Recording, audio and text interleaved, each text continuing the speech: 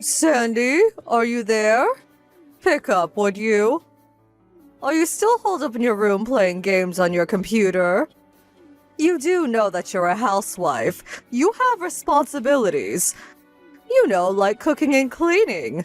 I won't stand for this loafing off all the time. Is this you, Mother? I'm not at home right now. I had to go out for a while. Huh? You're out? Where? Hey, wait a sec. Don't tell me you used that spare key to get into her house. How many times have I said we need our privacy? You can't just go in and out of her house whenever you like. I thought Mark took that away from you. How'd you get it back, or did you make another spare somehow? Yes, just in case. I had another one made. What's wrong with that? Are you serious? Anyway, what are you doing going out on a weekday? You should be at home cleaning or cooking tonight's dinner for Mark. Don't tell me you're having an affair. I will not stand for it. Are you for real, Mother? Are you really asking me that? I really can't be doing this. I'm in the middle of the crosswalk texting this. Where the hell are you? I'm sorry, but I really don't have time for this. Gotta go. Oh, and please don't go into my office space. I have important work stuff there. I put a lock on the door just in case, so... You what? Put a lock on your door? Gotta go, sorry.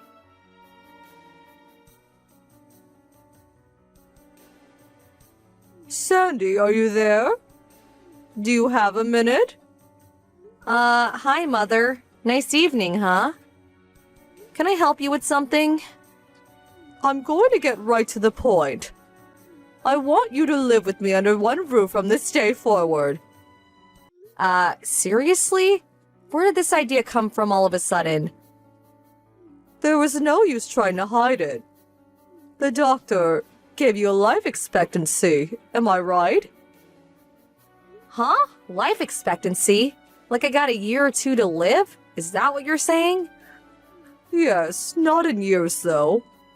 I hear it's like 3 months. You have 3 months to live. Knowing that you married Mark, how could you? I can't believe you kept it secret. You married Mark and joined our family knowing full well that you didn't have long to live. Excuse me, but where the hell did you hear that? 3 months, are you for real? You did go to the hospital yesterday. Don't lie to me. I had you checked out. Yes. A friend of mine was in the hospital for an injury, so I visited and... I said don't lie to me. To be truthful, I want you to divorce Mark right away, but getting rid of a daughter-in-law who has 3 months to live... Well, it wouldn't look very in the public's eye. But the fact is you conned Mark into marrying you. That's an unforgivable crime. As punishment for misleading us, I want you to use the rest of your life, the 3 months you have left to work for me, to do everything I say. You got that? We will live under one roof from this day forward. Don't you even think of checking into the hospital. I really can't make that decision right away. No, you must make up your mind right this minute.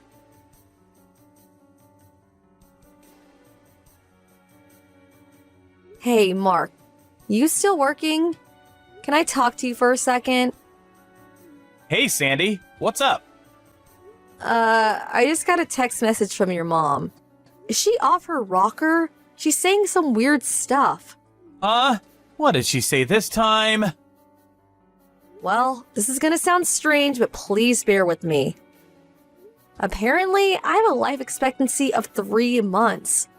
I have 3 months to live, it seems. So, during these 3 months, she wants me to live with her and work as her slave until I die. She really must be off her rocker. You got that physical in the last month, right? The results said you were super healthy. Not a thing wrong with you. And you have 3 months to live? Who the hell told her that?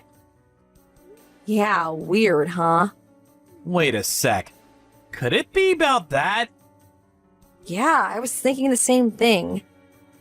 Maybe she came to the house without permission and happened to eavesdrop on me while I was working. She's always sneaking in and out of our house.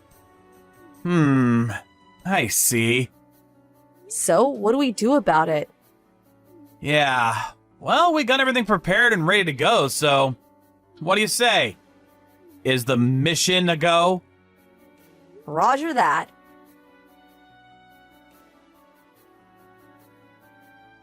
Sandy, what's taking so long? I haven't received your answer yet. What are you going to do? How much longer are you going to make me wait? Sorry, didn't mean to keep you waiting for so long. I just got a call from a friend, couldn't pick up. And so, what are you going to do? Are you ready to live together? Okay, as you requested, I won't check into the hospital. Now that's the answer I wanted to hear. Get ready for Mother's boot camp. But I need a little time to get things packed up. Huh? What are you talking about? Don't tell me you want me to move into your place with just the clothes on my back, do you? I need to pack my belongings, my apron, white gloves for checking for dust. You know, cleaning stuff. Do you just want me to dress in one set of clothes? Well, of course, you'll need a change. Right? So I need at least 3 days to get everything ready. Are you okay with that? I will get all my stuff ready during this time, so please be patient. And another thing, the house will probably be really dusty while I'm getting prepared, and we all know you have a severe allergy when it comes to dust, so I urge you not to come to the house during this time, for your own good. You're right about that. Your place is dusty as it is, so... Yes, well, 3 days and I'm expecting you.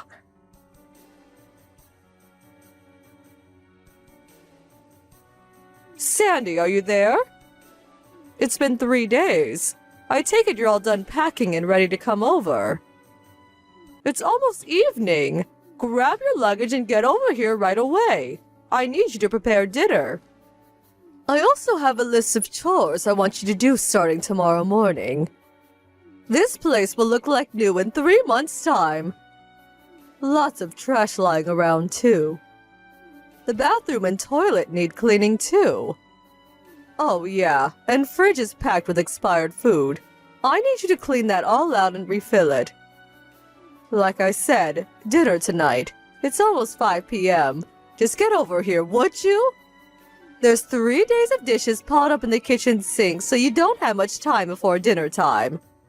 I would hurry if I was you. You can run down to the grocery store before they close and pick up all the stuff you need. I would appreciate if you would foot the bill, too.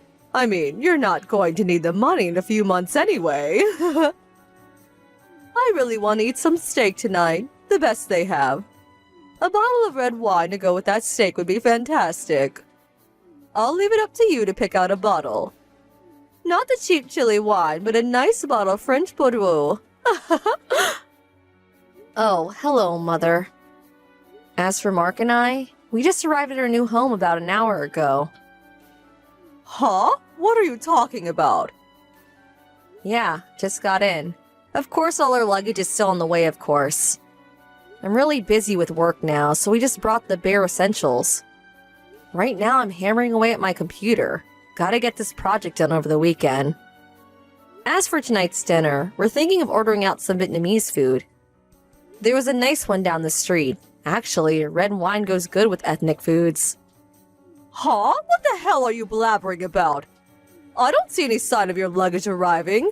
You're nowhere in sight. Have you lost your mind? Maybe the doctor screwed up. Your life expectancy was short-lived? Excuse the pun. That must be it. You're losing it sooner than expected.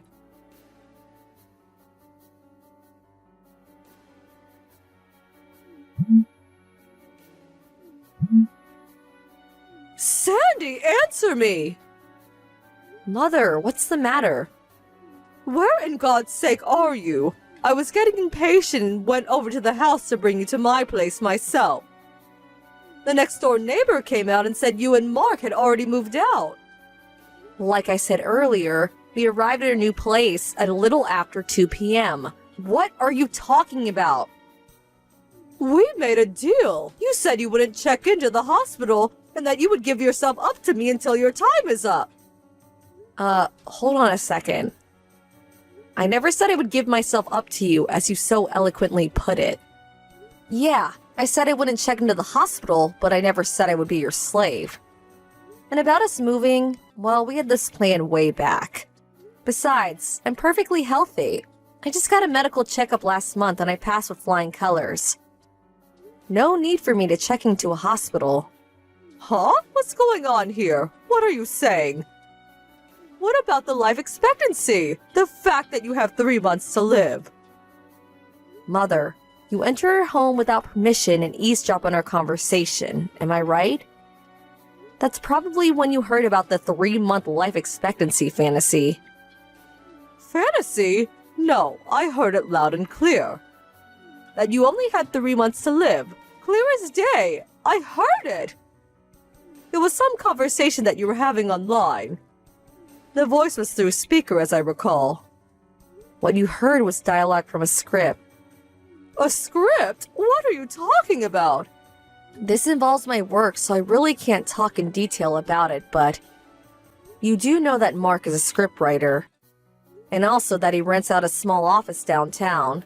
Well, more like small apartment hotel, where he can concentrate on his work. Yes, of course I know that. He says he can't concentrate on his work while at home. Too many distractions. He's always been that way. Even when he was living at home, he used to rent out a weekly apartment when he wanted to get work done. Yes, and that hasn't changed after we got married. As for me, I put aside a room in our home as my workroom. You knew we worked this way, but you would always sneak into our place without permission. Always making sure Mark wasn't there, and interrupting my work. Huh? Are you still insisting that you're some sort of businesswoman? You're just a housewife. Can't you get that through your head? You're a housewife just locking yourself up in your little playroom like some high school geek. Mother, are you still saying such things? You've been saying the same old thing ever since we got married. But it's true, isn't it? Your son is a scriptwriter and he's been working this way for years. Suddenly, I come into your life and you can't seem to accept the way we live. You should open your eyes and face the facts. What are you talking about? Mark says he'll explain the rest. So, that's all I have to say. Goodbye.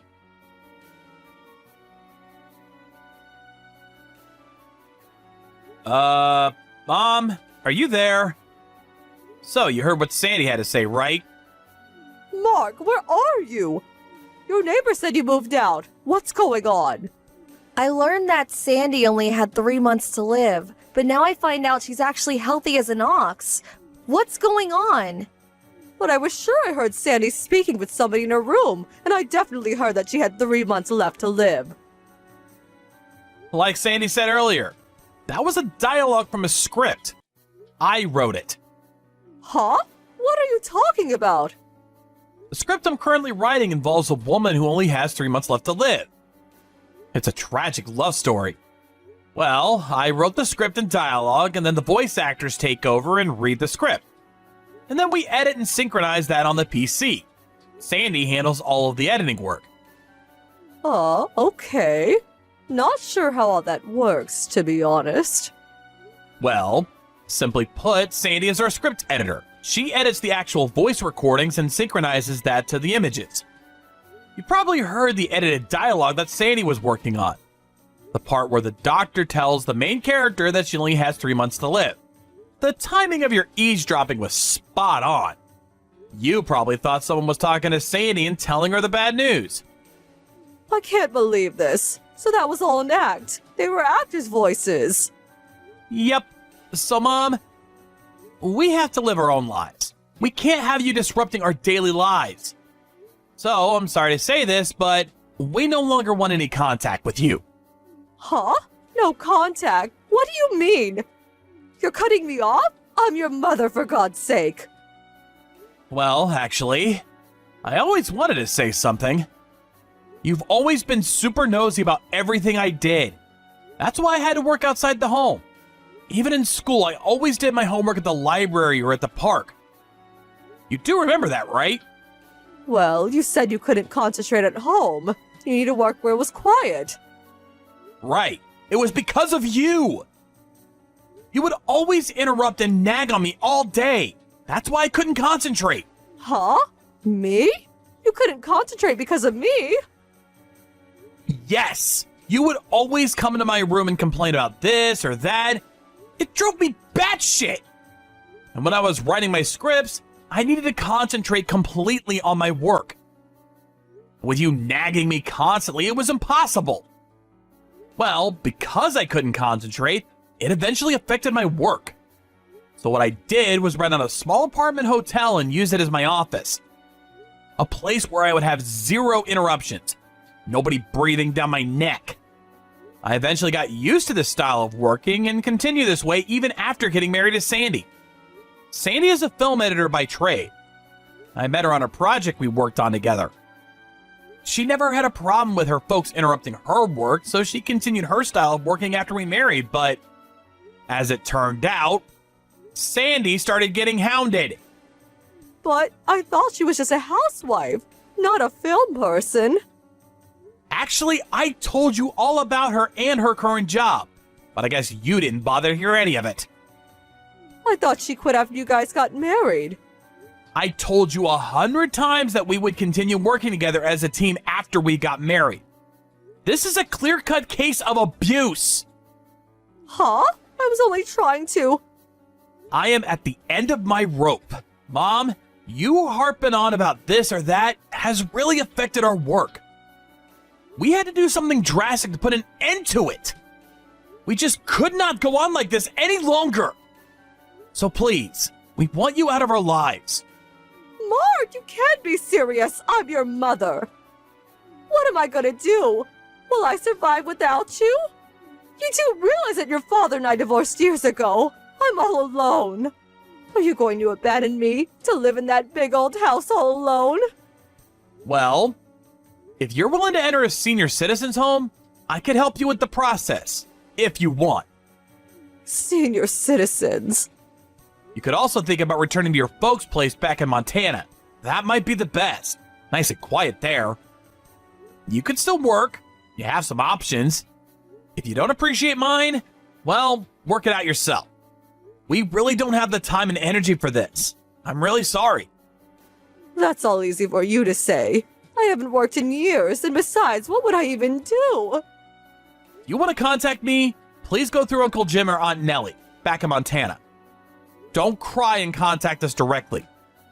I think of this as permanent. I don't intend to see you ever again. No, please, Mark, you can't do this. Goodbye, Mom.